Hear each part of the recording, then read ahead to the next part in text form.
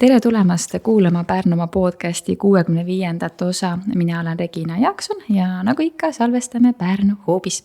Täna me räägime juba laupäeval toimuvast sündmusest, suurest juubelipeost ja kes see juubeldab, miks juubeldab, kohe uuringi. Tere tulemast Ingrid Jasmin. Tere. Ja tere tulemast Ulla Helin Mengel. Tere. No nii, mis te siis juubeldate laupäeval? Meil on tulemas rahvatantsuansambel Kajakas 75. juubel. Kuidas juba nii palju? Vot jah, on pika ajalooga ansambel. Mis see tähendab? Alustame selles mõttes algusest, et mis on rahvatantsuansambel Kajakas nii-öelda see, kas just eellugu, ma ei tea, kui palju te nagu olete sellega nagu üks ühele kursis, aga mis on tema lugu nii-öelda? Meil on Eestis üldse rahvatantsuansambleid 12 ja meie õnneks on Pärnus üks neist ansamblitest, Kajakas. Nüüd siis 75 aastat tagasi Kajaka looja Naima Ebrok alustas 1-2 rühmaga.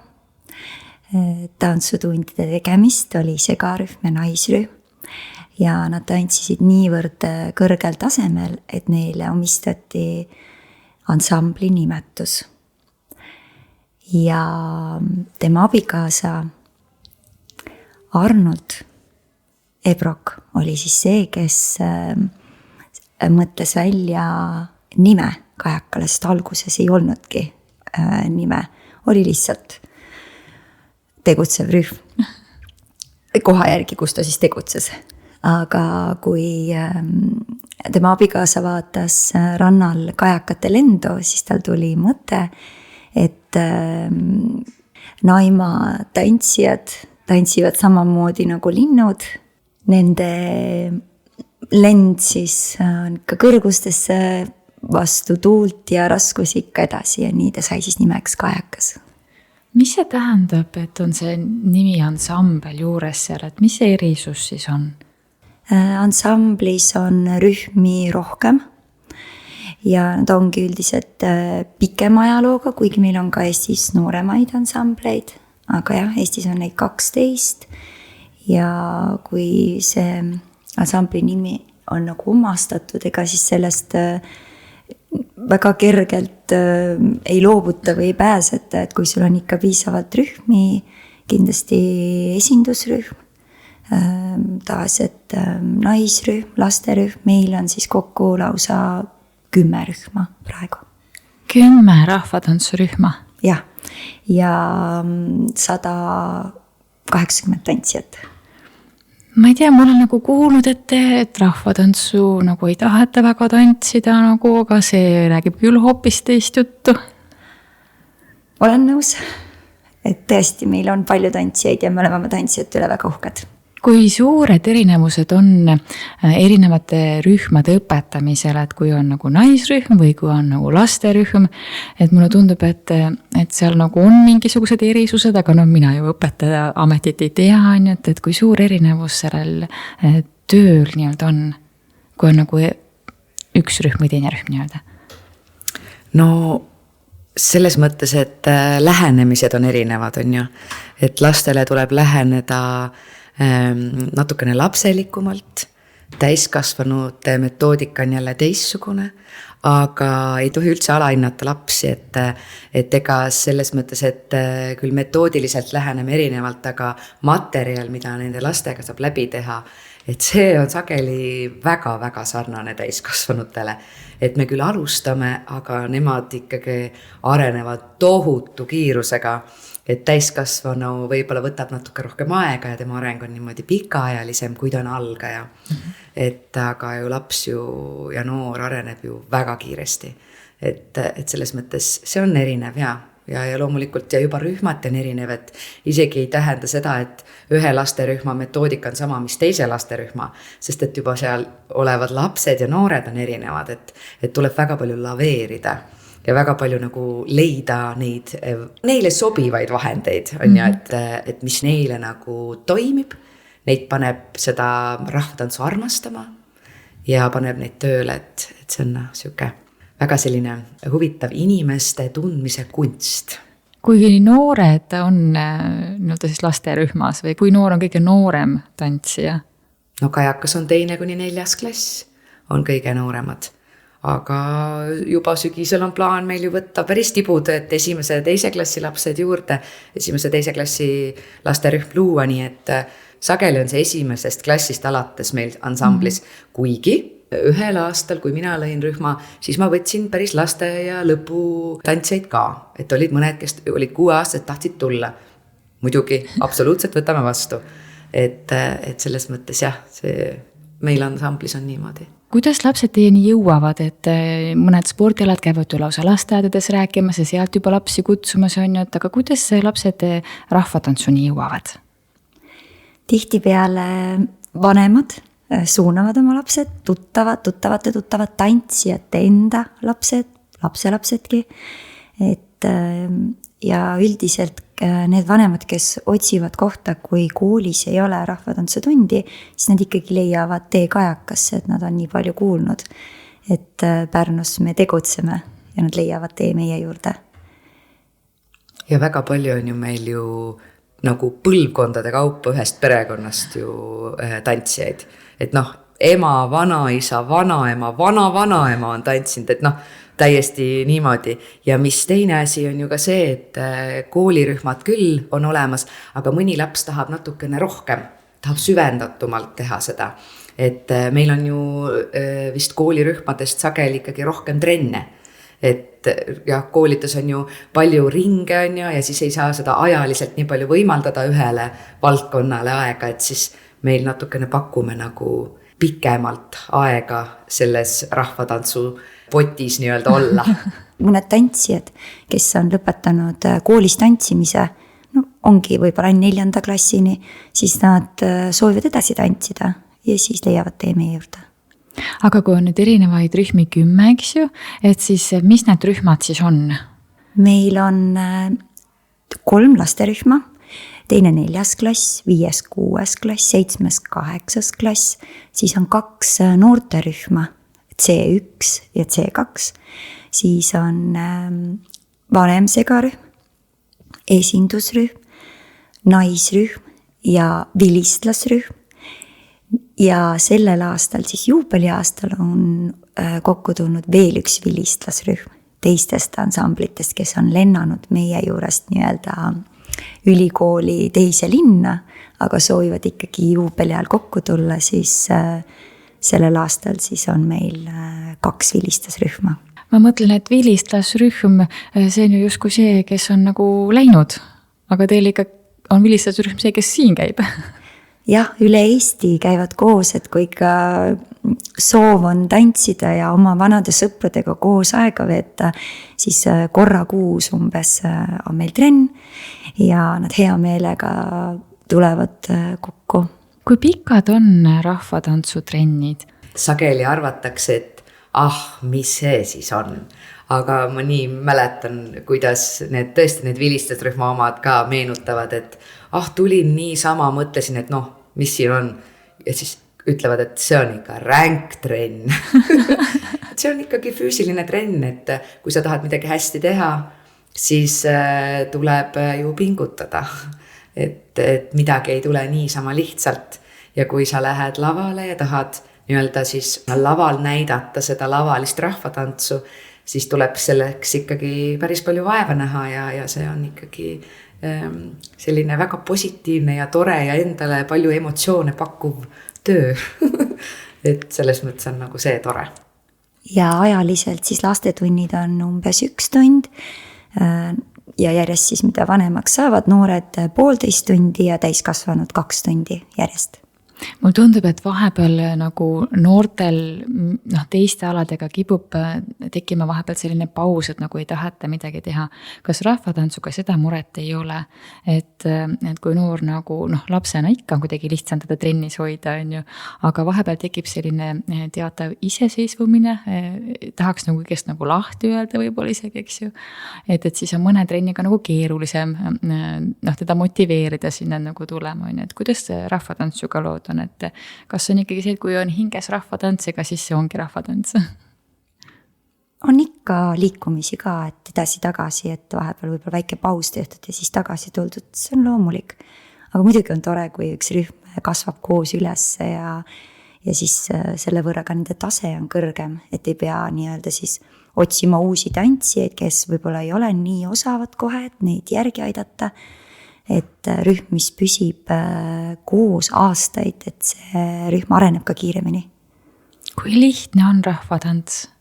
See sammu kombinatsioon ja kõik, raske on ta füüsiliselt nagunii, eks, aga kombinatsioonid asjad, et kui mina nagu lihtsalt pealt vaatan, siis see ei tundu väga lihtne olevat, aga võib-olla see on lihtsalt selline minu nagu nägemus asjast.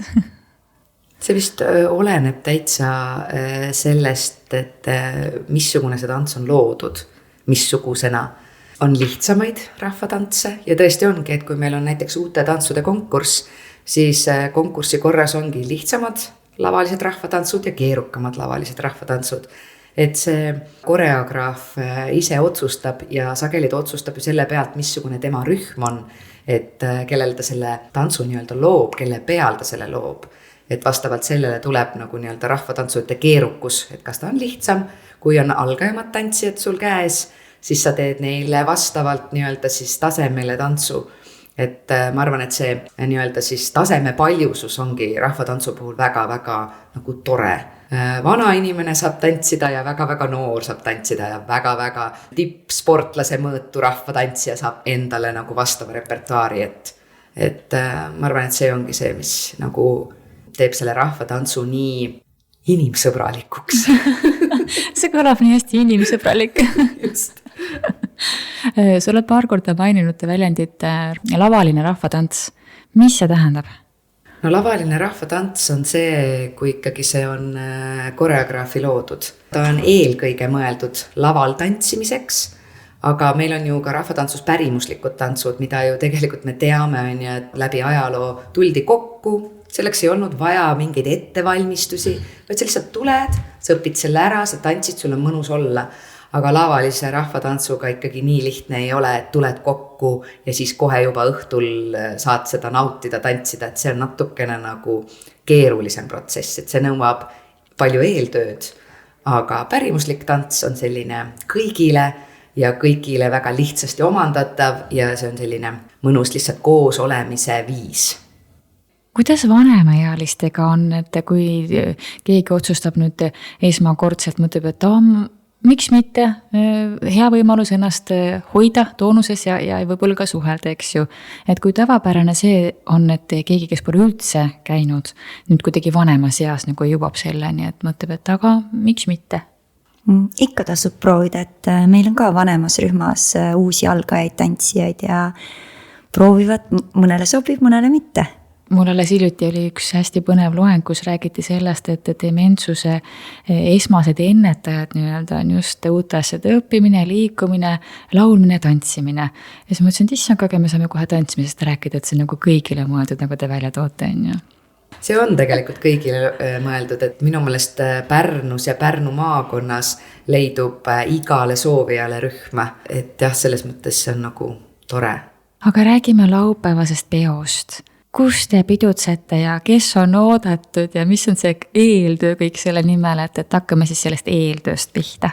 No meil on ju uhke juubel tulemas, sinna on kõik oodatud ja eeltöö algas siis meil ikkagi, võiks ütelda, et juba kevadel me hakkasime mõtlema, mis me teeme, mis tantse me võiks esitada. Ja valisime nii-öelda, meil on ju meeskond päris suur, et me küll Ingridiga koos lavastame, aga meil on kajakas tantsuõpetajaid rohkem. Et meil on lausa 6 tantsuõpetajat. Kleelia Madi, Maris Kull, Marko Sassian, Tea Haar, Johanna Kärt-Pärtel ja meie. Et tantsuõpetajatega koos me istusime kevadel maha ja hakkasime arutama, et mis tantse me valime, millest me juubel võiks rääkida ja panime nii-öelda Ingridiga plaani paika. See on ikka juba rohkem kui aasta tagasi tegelikult. See on väga pikk protsess. kuidas te siis jõudsite selleni, et mis lugu te jutustama hakkate? Et kas siis läbi tõesti nende tantsude, mõtete või kuidas te jõudsite selleni, mis lugu te jutustate ja mis lugu te siis jutustate? See oli selline pikk argumenteerimine, pisarad. See on nagu ikka kaks loomingulist inimest saavad kokku, neil on täiesti erinev nägemus asjast ja siis nad põrgatavad ja siis nad argumenteerivad oma nägevust ja siis lõpuks jõudsime nagu konsensusele. Et minu meelest see ongi nagu tore, et kui sa nagu üksi teed, siis see on väga niimoodi üheliiniline vaade, aga et sellist laia pilti saada, et siis arvamuste paljusus on ülioluline ja ikka nutame ja naerame ja siis siis lõpuks saab mingi kondikas valmis. Kuigi te olete ju aastaid koos töötanud, eks ju, et kuidas te saate siis niivõrd erinevad olla? Me oleme väga erinevad, jaa. Me oleme väga erinevad, aga me nagu täiendame teineteist. Et see vist ongi nagu see, et kui me oleks sarnased, siis see minek oleks hästi selline lihtne, aga kui me oleme nii erinevad, siis see minek on mõnevõrra võib-olla keerulisem või nõuab meilt nagu rohkem, aga mulle tundub, et tänu sellele nagu see saab nagu täiuslikum, et siis nagu mõeldakse ja argumenteeritakse ikkagi kõik aspektid ikka väga nagu põhjalikult läbi. Ja mis lugu te siis jutustate, millest te kokku leppisite? Alustame esimesest osast tulla. See mõte oli meil igal juhul algusest peale, et meie tõeline jõud on meie tantsijad. Ja sinna juurde tuli, et meil on ka väga vinged õpetajad. Esimene osa siis räägibki meie tantsijatest ja nende lemmiktantsudest. Et nad avaldavad arvamust läbi video salvestuste, mis nad arvavad kajakast, mis neile meeldib, mida nad hindavad tantsutrenni õpetaja juures ja siis neil on võimalus näidata oma lemmiktantsu. Teine osa siis on pühendatud meie oma õpetajate autoriloomingule. Seal on päris mitmeid numbreid, mis on esmaettekandes. Äge, et jälle Pärnumaa ja üldse ka Eesti saab juurde uusi autoriloomingulisi tantse. Ja mulle nagu tundub, ma arvan, et mulle ei tundu valesti, et me õpetajatena oleme päris ausad seal oma mõttevahetustega. Et ma arvan, et see on juba nagu tore ja võib-olla huvitav publikule kuulata ja vaadata. Et teine osa siis on pühendatud meie õpetajatele ja meie õpetajate loomingule. Kas õpetajatele, nagu ma aru sain, siis ka teie arvamuse avaldamisele, mitte ainult siis nagu tantsule nii-öelda? Jaa, mitte ainult tantsule, vaid ka tõekspidamised, kõik selline päris isiklikke küsimusi on võib-olla, mis kui ma mõtlen enda peale, siis ma võiks kõikidele rääkida sellest on ja, aga võib-olla mõni on kinnisem inimene, kelle kohta nagu väga ei teagi ju rohkemat, kui et ta õpetab seal ja on heledate juustega. Et selles mõttes, et minu meelest on see nagu tore, et juletakse endast rääkida ja ennast avada ja see on, ma arvan, et see on väärtus ja ma loodan, et see on põnev nagu kuulata publikule. Kui palju teil on õpetajatega omavahel juttu olnud sellest, et issand, mis ma seal nüüd rääkisin või on pigem nagu enamik sellised, et täitsa tore kogemus? Ma arvan, et meil endilgi oli põnev üksteise kohta saada uusi teadmisi lapsepõlvest, kuidas nemad tantsu loovad, mida nad mõtlevad. Et tegelikult oli huvitav ja ma usun, et see on ka teistel huvitav. Muidugi on. Kuidas te selle mõtte peale tulite, et avada ka õpetajaid selliselt? See on väga lahe. Ei teagi, kuidas need mõtted tulevad. Ei mäleta enam. Ma arvan, et magades, hommikul ärgates, hambaid pestes, sealt need mõtted tulevad kõik. Lihtsalt käigu pealt niimoodi ja peab kinni haarama. Kuidagi mingi tunnetus. No nii nagu vaata teed tantse ja siis samal hetkel veel 3 inimest mõtlevad sarnaselt ja siis tuleb üks tants ja sa näed, tema on mõelnud ka niimoodi sellel hetkel, tema on mõelnud ka, et kuidagi midagi on õhus mingil hetkel ja see korjatakse nagu üles. Kuidas näeb välja üks rahvatantsu trenn? Et kui no ükskõik millisest rühmast me siis räägime, et lihtsalt üks rahvatantsutrenn, et kui nüüd mina mõtlen, võiks tulla proovima, et millega ma võiksin arvestada. Üldjuhul saame kokku, rivistume, teeme kummarduse. Meil on vedanud sellega, et meil on kontsertmeister, mitte küll kõikides tundides, aga ütleme, et pooltes tundides on meil Marika Leibak, kes siis saadab meie soojendust. Nii et me teeme rühmadega soojendust. On see ringjoonel, diagonaalil ja siis soojendus juba hõlmab tihtipeale ka näiteks uue tantsu samme, kombinatsioone. Ja siis hakkame vaikselt seda tantsu kokku panema, kui me õpime uut tantsu. Praegusel ajal on võib-olla lühemad soojendused ja rohkem viimistleme juba selgeks õpitud tantse, et need ikkagi laval tantsija tunneks ennast ka kindlalt, ta ei peaks mõtlema enam nii palju sammude peale, aga just harjutame seda rühmameeskonna tööd, arvestamist, joondumist üksteisega ja et siis tuleks ka enesekindlusest see loomulik sära ja naeratus sinna juurde. Mis on kõigil kogu aeg olemas, vaatad, mis moodi nad tõstavad nii kergekäeliselt ja naeratavad ka selle juures veel. Et see on nagu nii harjumatu vaadata, sest et see ei saa olla füüsiliselt lihtne, aga kõik kogu aeg naeratavad. Mis sest, et nagu vammused on seljas, eks ju, kes on kordki kandnud rahvariidid, teab, et see on, materjal on ikkagi tugev, on ju. Ja siis seda ei jää ühest hetkest nagu näha neile, kes lihtsalt pealt vaatavad. Et see on kuidagi väga müstiline. Ja siis tund lõpeb kas sellise venituse või lõõgastusega või kokkuvõtva tagasisidega, et tantsija läheks ikkagi hea tundega trennist. Kas nii on ka võimalik, et ta ei lähe hea tundega trennist? No ma ei kujuta hästi ette, kuidas see peaks välja nägema või mis te peaksite tegema selleks, et seda nagu juhtuks? Mina arvan, et see on võimalik. On võimalik? Kuidas? No näiteks, kui ei tule need asjad välja nii, nagu juhendaja soovib ja siis ikkagi kutsud teda korrale mitu korda või kui noor on väga palju jutustanud ja sa tõstad tema peale häält, see on võimalik, et ta ei lähe väga hea tundega ära, sellepärast, et ta on saanud pahandada või teda on liiga palju korrale kutsutud. Ma arvan, et kõik on võimalik ju. Ega me rahvatantsus ei ela ka ideaalses maailmas, et ikka ju on ju ka selliseid pisikesi konflikte ja see on normaalne. Kõik on inimesed. Ja kõik on inimesed ja ega kõikidele ei sobi üks juhendaja ja et see on niisugune väga laveerimine, et ma arvan, et see on täiesti võimalik, et rahvatantsutunnist on võimalik ära minna niimoodi, et ma ei tule siia enam kunagi tagasi. Aga tuleb. Aga ta tuleb. Ta vihastab ja ta tuleb. Mina ka vihastab, ma ei tule rohkem siia enam. Aga näed, tulen jälle. Mõtlen, et ikka nad on nii armsad. Mulle tundub, et võib-olla teinekord ka juhendaja võtab seda asja nagu raskemini, sest et mina olen ju see, kes peab seda nagu korda looma, on ju. Et võib-olla sellele, keda korrale kutsutakse, temal on see nagu hetkeks lihtsalt. Okei, on ju.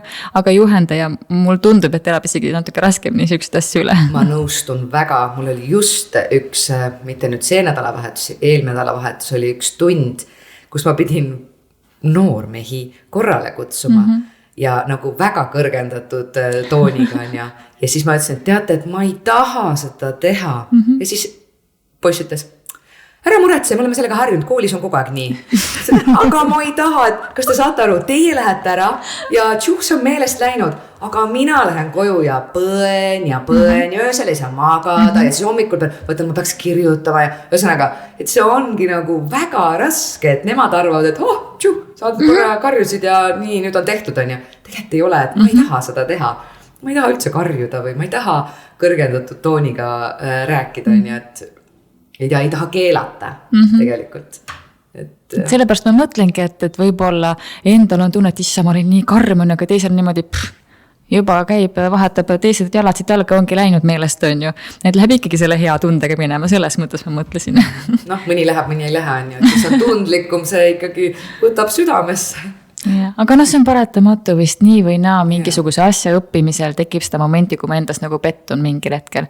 Ja see ei pruugi isegi olla see, et õpetaja midagi ütleks, vaid kui see on see koht, kus ma nagu ise ei saagi midagi aru, siis mõtlen, kuidas ma nüüd nagu sellest lihtsast kombinatsioonist aru ei saa, ja tegelikult see on nii inimlik, et meil on ju erinevad päevad, erinevad tunded, erinevad mõtted ja 150 asja veel, mis ju kõik seda päeva kulgemist nagu mõjutavad, on ju. Aga see üks hetk on see, kus ma mõtlen, eriline tohlakas, jälle ei saanud pihta, on ju. Ja tegelikult see ei ole ainult tantsijatega, see on juhendajatega ka, ma mõtlen ka eriline tohlakas, kuidas ma ei oska seda seletada niimoodi, et nad saaksid aru. Kuidas ma ei ole selleks võimeline? Olles isegi aastaid ja aastaid sellega nii või naa juba tegelenud, eks ju, et ikka tekib neid küsimusi, et no kuidas see võimalik on. Hästi huvitav. Oma ala professionaalid vist kahtlevadki, mul tundub kõige enam. Sellepärast, et see latt on enda jaoks juba nii kõrgele nagu seatud. Te noogutate. Aga kuidas selle pingega toime tulla? Et selles mõttes, et kui see latt ongi enda jaoks ka riiklikult tasemel igatepidi nii kõrgele seatud, eks ju, et kuidas siis sellega ise nagu toime tulla nii, et oleks lust ja lillepidu seda tööd ikkagi teha kogu aeg? Ma arvan, et meil on vedanud sellega, et me saame omavahel päris palju rääkida, õpetajad üldse, et me saame toetada üksteisele ja rääkidagi, et kui tunnis midagi juhtus või kirjutada õhtuti, et juba see nagu natuke maandab, et sa saad jagada oma mure. Või küsida nõu, et sest üldiselt meie õpetajad tunnevad ka teise rühma tantsijaid, kõiki tantsijaid on. Isegi kui me nimesid ei nimeta, et tunnis juhtus midagi sellist, et piisab sellest, kui sa saad selle välja rääkida. Aga nüüd laupäevane kontsert, ma kogu aeg lähen teemast kõrvale, kogu aeg sisu poolt uurida. Et kus te tantsite ja siis meile seda lugu jutustate? Ja mis on selle kontserti pealkiri? Pärnu kontserdimajas Meie tantsud, meie lugu. Kell 5 laupäeva õhtul. Aga praegu on piletid saada ka? On veel saada. Okay. Ootame kõiki. Meile väga meeldib tantsida täissaalile ja ma usun, et igal juhul saab sealt hea positiivse energia ja emotsioonid ja kui tantsi annab laval endast maksimumi, paneb kogu oma energia sinna sisse, jagab seda, mis tema sees on, mis ta on ära õppinud, siis ma usun, et see jõuab saali ja nakatab publikut ka. Kui palju tantsijaid lavalt läbi käib siis laupäeval? 180. Käibki 180 läbi? Ja mitte ainult ei käi läbi, vaid viimases lõpunumbris on kõik 180 laval. Kuidas te seal koos tantsite kõik? See lava nii suur ka nüüd ei ole ju? No võt, siis tulebki kohale tulla. Aga tegelikult, mis on üks asi ju veel, meil on live bänd laval. Et see on ka jälle mingisugune selline asi, et Eesti muusika päris ehe on ju Eesti rahvatants. Et see on ju meie kultuur ja ma arvan, et iga pärnakas, iga pärnumaalane võiks tulla seda vaatama. Ja kuna meil on ainukene Pärnumaal, ainuke rahvatantsuansambel, siis ma arvan, et see on väärtus, mida hoida ja tal sellele kaasa elada ja nii-öelda nende tegemistega nagu kursis olla, et ma arvan, et me näeme laval päris kvaliteetset rahvatantsu, et me oleme nii palju panustanud sinna, tõesti väga palju panustanud, et laval näeks parimat. Meie oleme nagu andnud endast 100%, et ka kõige põhilisem küsimus, kuidas teie teekond Kajakasse alguse sai ja kuidas see alguslugu oli? 2004, kui ma lõpetasin Viljandi Kultuuriakadeemia, siis mina ei tundnud ennast rahvatantsualal üldse mitte kindlalt. Et mul oli selline tunne, et see on see asi, mida ma õppisin, aga mida ma üldse ei oska. Ja ma tahaksin seda veel õppida. Ja otsisin rühma, kuhu siis minna tantsima, et need koolis selgeks õpitud sammud siis saaks ka jalgadesse ja kehasse. Ja Pärnusse tulles lõin interneti lahti ja muidugi vaatas mulle sealt vastu rahvatantsuansambel Kajakas ja nii ma siis Rita Mändlane, kes tollel hetkel oli siis kunstiline juht, helistasin. Ja ta ütles, et jaa, sa võid tulla, aga sa pead tulema koos paarilisega. No nii ma tolle hetke oma elukaaslase kaasa vedasin, ega talle seda ei meeldinud, aga mina kinnitasin oma koha rühmas siis sellega, et ma ikkagi tulin koos paarilisega, et tema juba tantsis aasta ainult. Ja mina siis olen tantsinud nüüd sellest ajast peale, Rita siis palus mind ka oma assistendiks ja läks veel päris mitu aastat mööda, enne kui ma julgesin võtta omale lasterühma. See oli umbes siis 2010 äkki, kus ma Kajakas võtsin lasterühma, esimese lasterühma, oli pikk paus tekkinud juba ja oli tore, et jälle olid siis Kajakas need mudilased, kes on juba pesast lennanud ja tulnud tagasi vilistusrühma. Aga Ingridi mina kutsusin, siis kui mina sain oma esimese lapse, tantsisin A-rühmas tol hetkel ja mõtlesime, et jagame kohta. tantsupeol, et meil mõlemal olid väikesed lapsed, et jagame tantsupeol siis ühte kohta, aga läks niimoodi, et me olime lõpuks mõlemad põhikoosseisus. Ja sealt maalt tegime Ingridile ettepaneku, et äkki sa ikkagi tahaksid tulla Kajakasse ka tantsima ja võtta kohe esindusrühm endale juhendada. Ja oli küll jah, võtsin kohe esindusrühma, midagi rahvatantsust ei teadnud. Välja arvatud see asi, mida ma seal Rita juures tegelikult mis sa räägid? Tegelikult valetan. Ma ülikoolis ju, kuna ma õppisin tantsu, ma natukene ikkagi teadsin rahvatantsust midagi. Aga ma ikkagi julgen öelda, et see oli ikkagi päris pisku. Tollel hetkel ikka minu süda tuksus teist liini pidi, et laeva ja show'd ja sellist asja tegin, aga ja siis esindusrühmaga hakkasin toimetama, sain aru, et ma ei oska mitte midagi. Siis ma läksin ilma Adamsoni rahvatantsukooli ennast täiendama ja see oli ka tänu Ritale, sest et Ritaga me sõitsime vist kuhugi ansamblite kontserdile, ma mäletan autos ja Rita ütles, nii Ingrid, nüüd sa pead minema ilma kooli, et ilma avab kooli ja sina lähed nüüd sinna. Ma ütlesin, olgu. Täitsin käsku, läksin.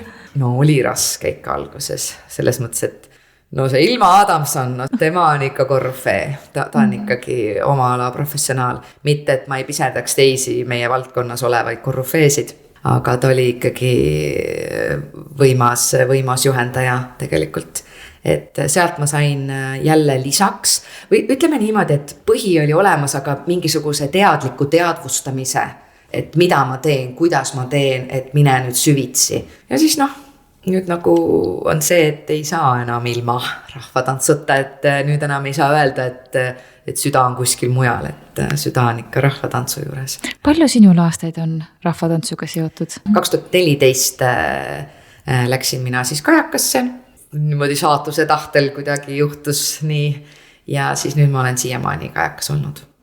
No see on ikka päris pikalt aastaid. Väga äge. Aga nüüd laupäeval siis, millega peaks arvestama külaline, kes tuleb uudistama ja vaatama, et mis keelde peaks kohal olema, kui kaua sünnipäev, kas võib nii öelda, kestab, et mis on see, millega võiks arvestada? Kontsert algab kell 5, piisab sellest, kui jõuda mõned 10 minutit võib-olla. No ikka mõnekümned minutid kindlasti varem, meil on ju seal üleval ju näitus, Naima näitus. Naima siis Kajaka looja. Jaa, tuleb pool tundi kindlasti varem. Saad seal natukene ajaloost teada. Aga kui jõuad viimase minutil, siis on võimalik seda näitust vaadata ka vaheajal. Et kontsert või kontsertendus on meil 2-osaline. Ja me arvame, et kokku võib minna 2-3 tundi. 2 on väga optimistlik, ma ütlen kohe ära. 2,5–3. Ei taha kohe raimatada. Pikk õhtu tuleb. Et selles mõttes on hea, kui keegi tahab näiteks lapsehoidjat võtta, seda peab enam arvestada. 3 tundi. Aga need tantsud, mis siis tulevad esitamisele uudisloomingu nii-öelda, et mis seal siis tuleb, et näiteks mõned vihjed? No kõigepealt uudisloominguna selles mõttes on sellised asjad, mis on küll käinud uute tantsude konkursilt korra läbi, aga nad on ikkagi üpriski uued, et näiteks Ulla loomingust läksin mina karja, selline tants tuleb. Siis Kleelia Madi loomingust tuleb kahuralli polka, mida ei ole mitte keegi veel näinud ja see on üks Pärnumaa tantsupeo tantsudest ka. Marko Sassjanilt tuleb Kõik tuleb tagasi, üks selline number, mis on väga huvitav, natukene teises võtmes loodud number, küll rahvatantsu sammustikul põhinev, aga natukene stilistiliselt teist laadi, et selline põnev vaatamine. Minu loomingust see kõige viimasem, mis ma võib-olla nüüd siin välja tooks, on see number, mida tegelikult ma tegin 70. juubeliks. Aga kuna oli COVID, siis selle numbri esmaesitlus jäi ära, kuna Ukraina tantsuga on tegemist ja see on tehniliselt nii raske, et kuna me ei oleks seda suutnud nagu nii-öelda lavaküpseks väga kiiresti teha, et nüüd nüüd siis oma vilistusrühmaga sai see Ukraina nii-öelda teoks, nii et. Ja Joannalt tuleb ka, kuna Joanna on selles mõttes nagu kõige noorem meist, siis temal võib-olla neid tantse nii palju ei ole, nii et kõik, mida ta teeb, on kohe uus looming. Et temalt on 2, nagu meil kõigilt on 2 tantsu, aga temalt on 2 ja sellist tantsu, mida keegi pole näinud. Üks tants, mis läheb siis Mia Sadid, mis läheb Pärnumaa tantsupeole ja teine on siis väikestele loodud tants, mis on esmaesitluses. Ja tegelikult on meil üks juhendaja veel, kes on videos nähtav, on Maris Kull. Ta on tegelenud terve elu rahvatantsuga, aga ta tegelikult põhikohaga töötab Rääma põhikoolis, nii et ta teeb seda rahvatantsutööd nii-öelda natukene ka hobi korras, selles mõttes, et kuna ta nii armastab seda rahvatantsu, et siis ta on meil väga vajalik jõud. Tema ei ole loonud rahvatantse. Küll on ta igasugu showtantse igale vabamale üritusele kajakas teinud, aga tema poolt ei tule mingit uusloomingulist tantsu, aga tema poolt tuleb üks tema lemmiktantsudest, üks lemmikutest. Või ma ei tea, kas seda saab öelda, et lemmikutest, aga see, mis talle võib-olla meeldib väga. Et lemmik, see on võib-olla väga absoluutne öelda, lemmik. Või siis lemmik autoritants, talle meeldivad väga Maido Saare tantsud oma nooruspõlvest. Just nii, et teises osas tuleb üks Maido Saare tants esitlusse. Ma mõtlen, et see, millise õhinaga te räägite nii laupäevasest kui ka üldse sellest rahvatantsust, ma kujutan ette, et kontsertimaal nagu katus peale nagu kõige paremas mõttes, et nagu sellise säraga me salvestame siin esmaspäeva ikkagi pigem hommikupoole, 10-11 paiku, eks ju. Ja niimoodi õhina põhiselt, et te võiksite vist tunde mulle rääkida siin rahvatantsust, et see peab ikka tõsine sisemine põlemine olema. Kas see on kuidagi külge kasvanud ajaga või ei saanud olla kohe niimoodi, et nii kui seal koolitarkused omandatud ja kajakassa sattusid, et siis kohe oli see, jah, see ongi see, aga praegu mul tundub, et nagu teist varianti ei olekski üldse. Mind võlus rahvatantsera ikkagi tantsupeol. Et kui ma nägin esimest korda tantsupeo etendust, kuigi ma olin varem osanud lapsena, aga siis ma ei osanud seda võib-olla niimoodi hinnata. Aga kui ma nägin seda aastal 1999, et siis sealt ta mu südame võitis ja ma otsustasin, et mina olen järgmine kord siin platsi peal. Ja nii ta läks ja ma arvan, et need tantsupeod annavad ikkagi tohutult sellist indu ja soovi, sest meil mõlemal on olnud võimalus ka lavastada suurel tantsupeol. Ja see on vist see, mis motiveerib ka tegutsema ja uusi tantse looma ja ta on tekitanud selle armastuse rahvatantsu vastu. Kui ma koolis õppisin, siis ma nagu ei osanud kuidagi ennast nagu suhestada rahvatantsuga. Et tundsin, et see ei ole võib-olla mina tollel hetkel, aga kui ma see 2014 siis Ullaga ja siis tolleaegse kajaka esindusrühmaga peol ära käisin, siis see tunne jääb vist nagu eluks ajaks meelde. Et see oli midagi, ma ei tea, mis see oli. Nüüd ma nagu oskan öelda, et mis see on Eesti asi on ju. Et see on meie see kaitsevõime, meie kultuur, et seda peab hoidma. Nii, aga igatahes selle ilusa mõtte pealt võtame täna kokku. Kui keegi tahab teie tegemistelt silma peal hoida läbi interneti, on teil mõnda lehte, mida võiks jälgima hakata? Jah, meil on Facebookis Rahvatantsuansambel Kajakas, meil on oma koduleht ja Instas samamoodi.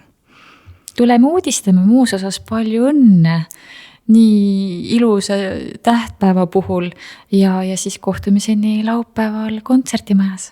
Kohtumiseni. Just nii, kõik kontserdimajja laupäeval.